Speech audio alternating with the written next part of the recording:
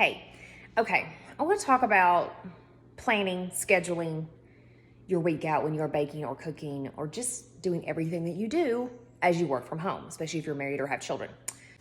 This is just a generic little 1 week piece of paper planner that I just pulled off Canva and printed it off. And I love it, but it doesn't always cut it when I am in December or May for a wedding season and graduation and I'm swamped. Because I like to put my personal stuff, like if I have anything like doctor's appointments or if I want to tackle like 2 to 3 things around the house that week, I want to make sure they're on here. Again, so I get the satisfaction of marking them off the list, but also because I don't want to forget. I even have on here what I'm cooking for dinner a few nights a week, what workouts I'm going to be incorporating that week. Like I like to be on top of it. So if I'm not doing that, I'm filling that out actually. And then I'm going back and I'm doing another to-do list, which is stupid. And this is just in a general notebook.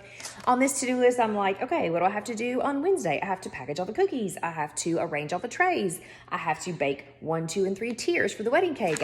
So with all that being said, I'm going to make my own planner. Like, I have a hard time finding planners that I enjoy, and I do want a paper planner because, again, I'm old school.